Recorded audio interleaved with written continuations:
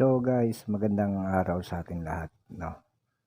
Update lang dito sa tinatawag natin na modus ng mga scammer. Ito yung task scam. So, ito po yung mga dumarating na messages sa lalo na sa WhatsApp, Viber o di naman kaya sa Telegram. So, yan po. Nag-i-invite po sila, no?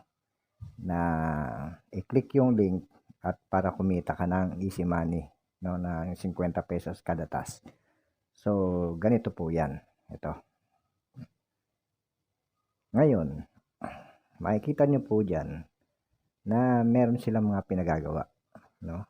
Ang pagagawin lang sa inyo ay mag-heart doon sa produkto, no? Doon sa mga shopping app. Pero tandaan po natin, yung mga shopping app na yan ay hindi sila nagpo-promote ng ganyang klaseng trabaho, no? Kaya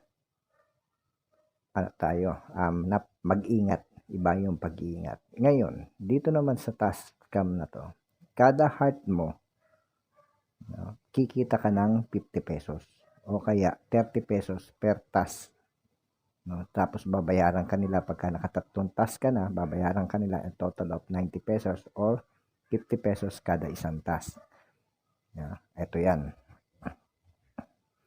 Ngayon, ang gagawin mo lang dyan, pag i-screenshot mo, isi-send mo doon sa nagbigay sa'yo ng link para mabayaran ka. Pero at the same time, first batch lang ng task yan, no? So, dyan, padadamahin ka nila. So, maiisip mo, napakadali lang pala ng gagawin, no? Kikita ka na kagad.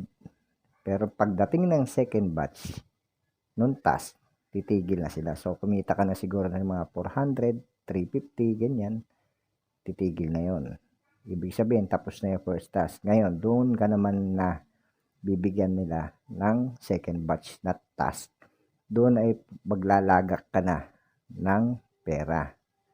So, ito naman yan.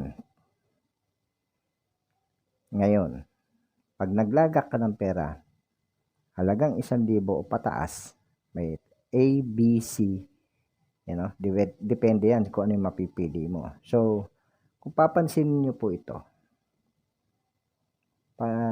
napakagandang kita, no? Napakagandang kitaan. Pero pansinin ninyo, yung kinita nyo na 350, maglalagak kayo ng 1,000, sino lugi? No?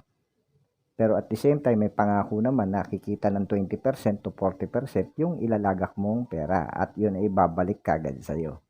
So, ganun ang gagawin nila, ibabalik sa'yo yung pera, no?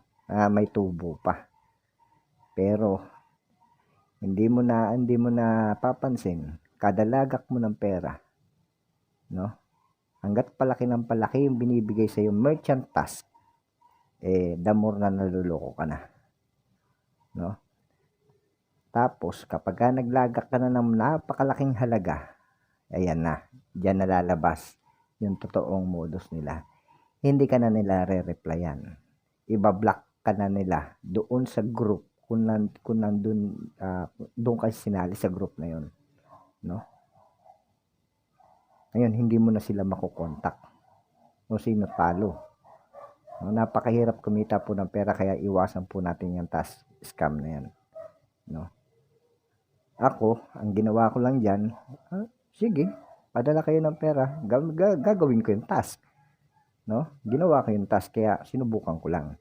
Pero nung naglagak na yung, binigay na sa akin yung second task, na kailangan ko na maglagak ng pera, nag-iisip muna ako, no?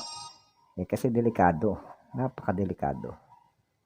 So, yun lang guys, ingat tayo sa mga scammer na yan, no? Mga easy money ways. Wala pong madaling, no?